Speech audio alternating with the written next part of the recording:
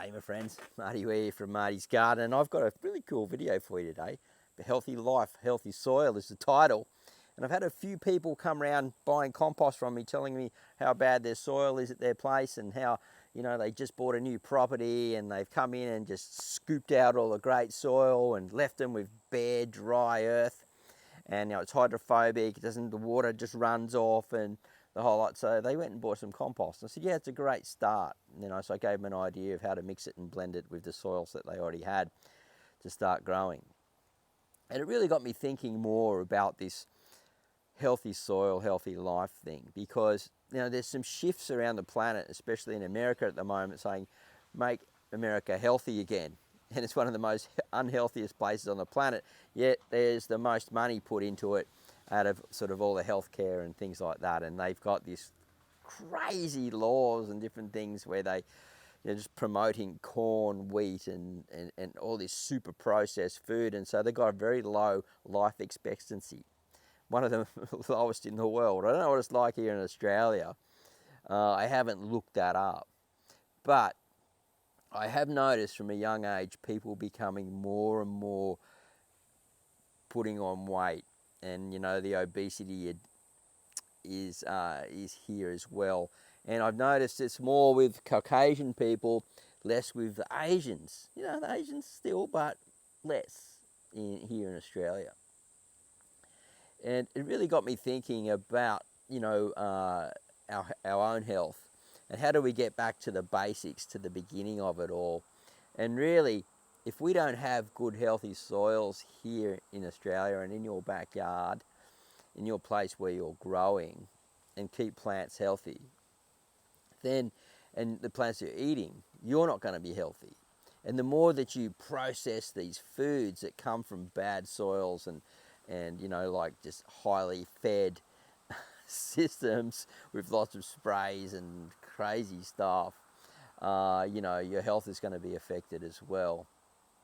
And I really thought about it. You've got to come back to the basics of understanding the simplicity of soils and getting life into the soil. Now, people think, oh, you've got to be a soil scientist, you know, you've got to understand all this stuff. Well, just break it down to you. If you look at nature, how nature works, so God's grand design, how everything just mulches on top of itself and it just recycles, and there's a recycling loop. When you start to understand organics, you'll understand this recycling loop as well. Now, if you want me to talk in another video about inorganic mediums and feeding plants and things like that, let me know, because I'd love to talk about that as well on the channel. But people get mixed up. They go, oh, now he's talking about this. I thought he was a permaculture channel. You know, I never really mentioned I've never said I'm a permaculture channel. I said I just grow things, really just using God's grand design in organics. Anyway, getting back to it. Soil. So we need to understand soil. So if you work with soil how nature does, you can never go wrong. You cannot make a mistake, and this is the honest truth. And people try to overcomplicate all these things, but you just need to go to a forest and have a look. What does a forest floor look like?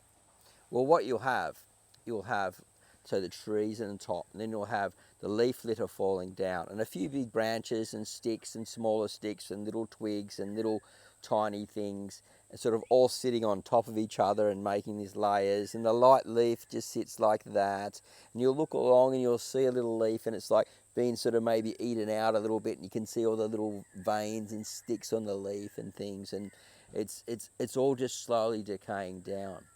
So what's under that decaying level? That's what we call humus. Now, some people say there's no such thing as humus. I'll disagree with you. I like to call it humus. I like to call it humus, the layer that is below the top layer of the mulch, or if we're talking about now the forest floor at the moment where it's dry.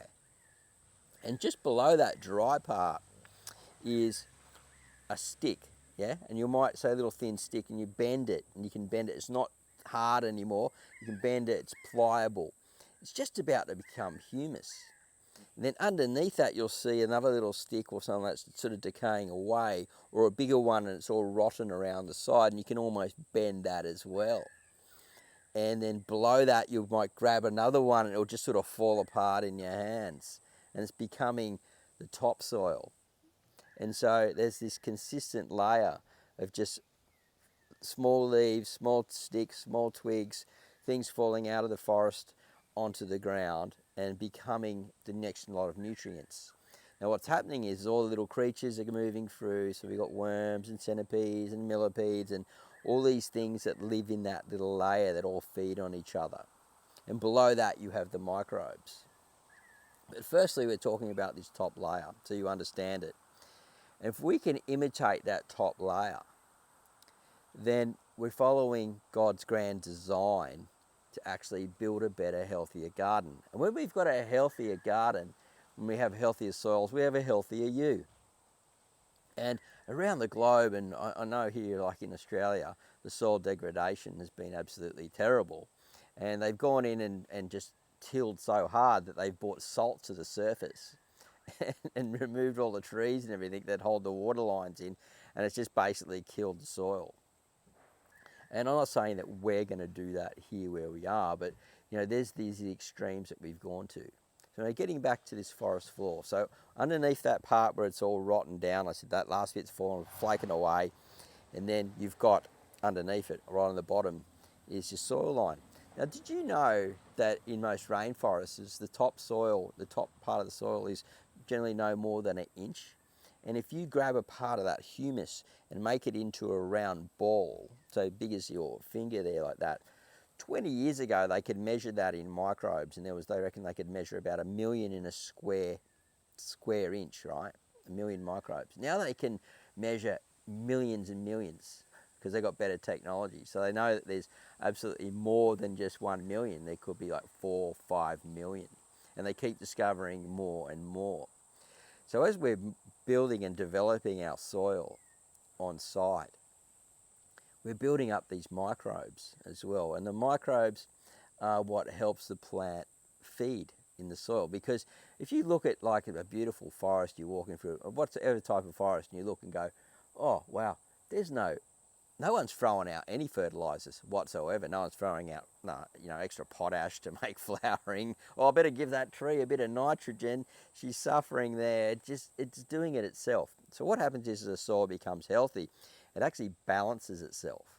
And so the microbes and fungi and everything like that, they know how they want to balance the soil. So it can either be slightly acidic or closer to neutral. And in some places where you've got lots of pine trees and things like that, it'll be more on the slightly acidic. It'll go to the way that the trees and the plants and that want around it.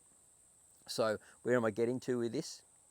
Well, once you understand a healthy soil and you're using God's great design to build this healthy soil and understanding how nature works and you imitate with it, when you have healthy plants, you have less pests and disease. You're still going to get some, and you're still going to have to do some culling and take care of it and change things and weather and climate and all that stuff. But healthy plants will overpower, and they'll just, come through those harder times.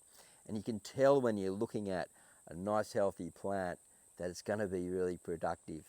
And when we have really good production in the food that we're growing, and then we're taking it and eating it inside, the minerals and let's talk about the flavour first. We all know that is just like, whoa.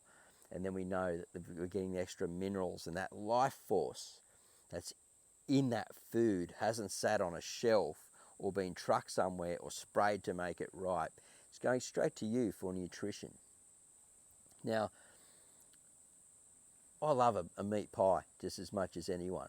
But I tell you what, when you grow your own corn cob or a tomato or a zucchini or a cucumber or even like chicken eggs, because they're like tilling the soil and you're feeding them the plants from your garden and they're getting really healthy, you get a healthier you. And a healthier you makes a happier you and less problems in your life. So healthy soil, healthy you.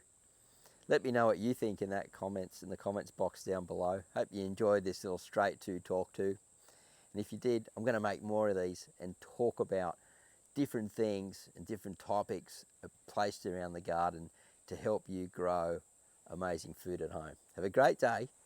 Happy gardening. And we'll see you at the next video real soon. Bye for now.